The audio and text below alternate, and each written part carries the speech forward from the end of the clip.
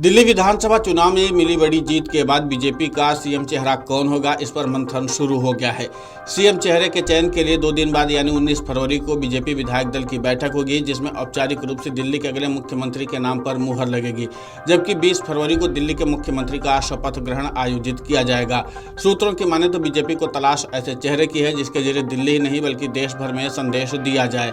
ऐसा चेहरा हो जो लो प्रोफाइल रहते हुए प्रधानमंत्री नरेंद्र मोदी के विजन को आगे ले जाए।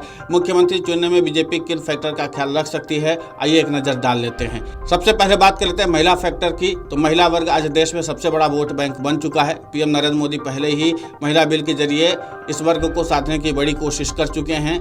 एनडीए शासित 20 राज्यों में से किसी में भी कोई महिला मुख्यमंत्री नहीं है। ऐसे में बीजेपी किसी महिला को आगे कर देश में एक बड़ा सियासी संदेश दे सकती है। फिलहाल विधायक दल की बैठक में तय होगा कि आखिर सीएम का चेहरा कौन बनेगा। वहीं वैश्य और व्यापारी वर्ग बीजेपी का सबसे बड़ा और अटूट कोर वोटर माना जाता है। दिल्ली में इस वर्ग का बड़ा वर्चस्व भी है। आने वाले समय में चुनावी राज्य बिहार में भी वैश्य आबादी अच्छी खासी है।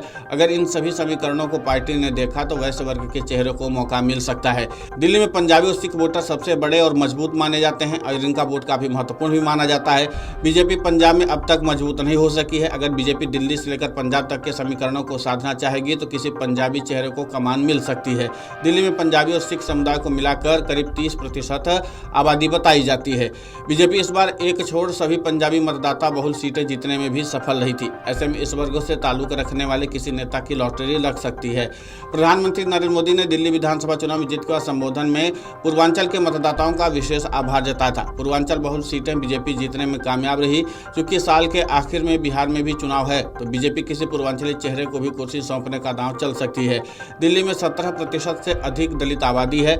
आरक्षित 12 में से सिर्फ 4 सीटें ही जीतने में पार्टी सफल हुई। दूसरी तरफ जिस तरह से विपक्ष संविधान और आरक्षण के मुद्दे पर बीजेपी को देश भर में घेरने की कोशिश करता है, उससे बीजेपी किसी दलित चेहरे के जरिए बड़ा संदेश भी दे सकती है देश के अंदर। अब बात कर लेते हैं, अगर नई दिल्ली सीट और केजरीवाल को हराने को ही मुख्यमंत्री का पैमाना बनाया गया तो प्रवेश वर्मा का नाम सबसे आगे है।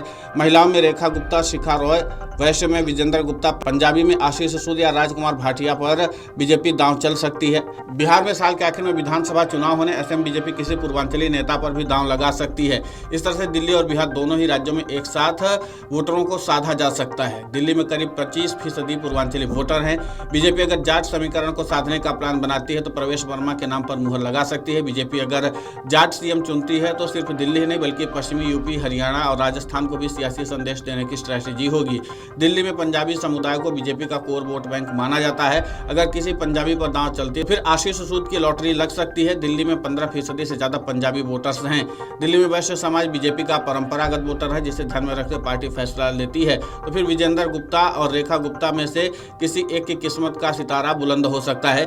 दिल्ली में दलित वोटों का समीकरण भी बीजेपी चल सकती है, जिसके जरिए विपक्षी दलों के नैरेटिव को भी तोड़ा जा सकता है। अब देखना होगा कि जिस तरीके से बीजेपी सीएम पद को लेकर के मंथन करे, उसमें सबसे अहम बात यह होगी कि क्या बीजेपी इन्हीं 5 फैक्टर में से किसी एक को ही तो चुनेगी और इसमें से कौन सा फैक्टर सबसे ज्यादा पार्टी आला कमान को प्रभावित करता है, ये देखना दिलचस्प होगा।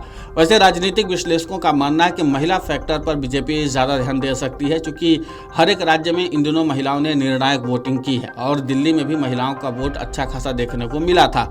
इसका मतलब यह है कि बीजेपी दिल्ली में महिला मुख्यमंत्री बना करके एक नया सियासी संदेश दे सकती है और इसके नाते से बीजेपी लगभग बिहार से समेत तमाम चुनावी राज्यों के महिलाओं को साध सकती है और यहाँ से किसी जातीय फैक्टर का समीकरण भी खत्म हो जाएगा। बीजेपी इसी बात पर ज्यादा मंथन कर रही है, लेकिन ये राजनीतिक विश्लेषकों का मानना है। पार्टी के शीर्ष नेतृत्व को क्या लगता है, ये देखना दिलचस्प होगा। लेकिन बीजेपी फिलहाल इसी बात को साधने की कवायद में जुटी हुई है। अब रणनीतिक तौर पर बीजेपी क्या फैसला लेती है, ये तो आने वाले वक्त में पता चलेगा। बीजेपी विधायक दल की जब बैठक हो जाएगी तभी पता चल पाएगा। लेकिन फिलहाल कई फैक्टर में से जो 5 अहम फैक्टर है उसको हमने आपको बताया है। Video desk अमरउजाला.com। अमर उजाला जीवांजलि के सारथी की मदद लें और महाकुंभ में स्नान जरूर करें।